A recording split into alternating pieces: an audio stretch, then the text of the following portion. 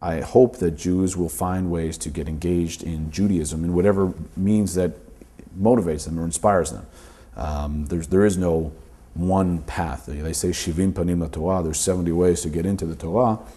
Whatever excites people is something that I want to help make sure that we have the vehicles and the institutions and the entities that can inspire them. So that's really kind of how I segment my time. In terms of Iran, there are a myriad of things that we can all do in our lives. Some will impact a small group, and some will impact a large group. I think every single person, not just Jew, every single person has a responsibility to each other to ensure that life continues. And that responsibility lends itself to involvement and community involvement and activism.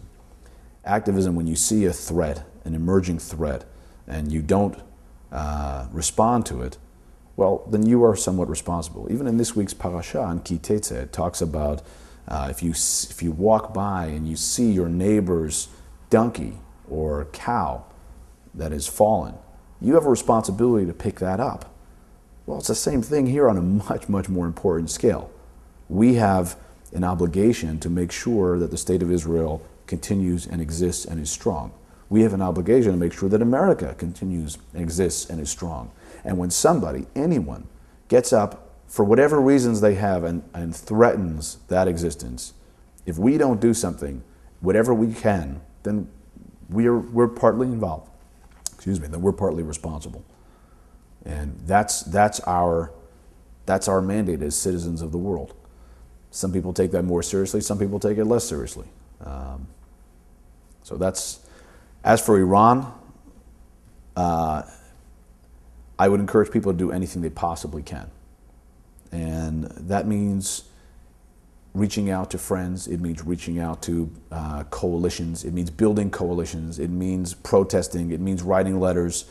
Many times people don't know what to do. They see Iran, they see Mahmoud Ahmadinejad, and they wonder, what can I do? I'm working in banking, I'm working as a lawyer, I'm working as an accountant, I'm working as a rabbi, I'm working in a nonprofit, I'm a teacher. What can I do?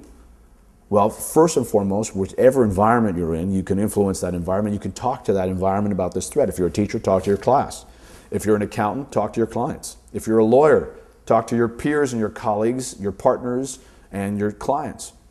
If you're a banker, influence the divestment movement and pull out investments from Iran. Whatever it is that you're doing, look at all the different angles. As just one citizen, one thing you can do is look at your own investment portfolio. Make sure you're not invested in Iran. Make sure you're not invested with companies that are doing business with Iran. Make sure as a citizen who votes that you speak to your elected officials. Make sure that you send a letter to your congressman, send a letter to your senator, send a letter to your city council person, send a letter to the controller of the state of New York and to the city of New York. Let them know that you don't want to be part of that. That's one thing that you can do that's easy.